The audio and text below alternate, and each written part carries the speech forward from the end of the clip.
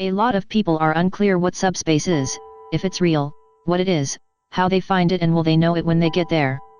In simple terms, subspace is best described as an altered state of consciousness. Most people are familiar with the altered state of consciousness that alcohol and drugs can induce, but subspace is quite different, in that it is not induced by chemical stimulants. When the relationship and activities are such in BDSM that a submissive feels safe enough, they are able to move through deep submission into surrender. Surrender in this context is a place of total and complete vulnerability, which can generally be achieved when there is deep trust between BDSM participants. In subspace, S-types have relinquished all control to the D-type, and it can bring on a hyper-real state of deep relaxation.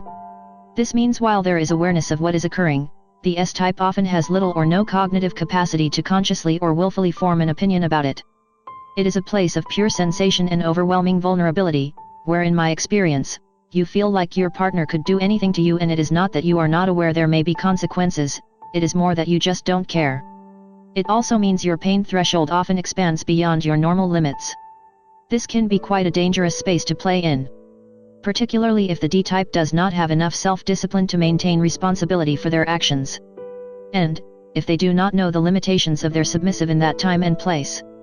Submissives can awaken from subspace and determine that the D-type did not respect their best interests, but instead has taken the opportunity to indulge sadistic desires beyond what the submissive could handle. This is not a good place for either person to be in, and at the very least, can often end relationships.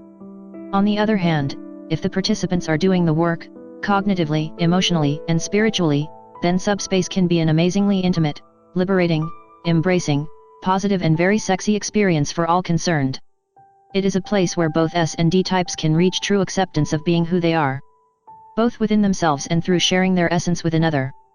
But it takes openness and honesty from the S-type at all times in play, and awareness and attention by the D-type, so the D-type comes to learn and understand the signs of how far a submissive can go at any point in time, including in the context of their physical, mental, and emotional states. This is because subspace is a place where safe words often disappear, as S-types may not have the cognitive ability to use them. This is often, but not always, the type of relationship dynamic that kinky people refer to when they describe themselves as being in relationships where there are no limits and no safe words.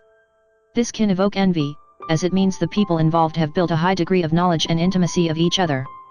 This is why subspace and its attainment has a particularly alluring quality. It indicates a fairly evolved and important relationship. Like all things worth having in life, subspace does not come easily, and nor should it. There are big rewards involved, but also big risks.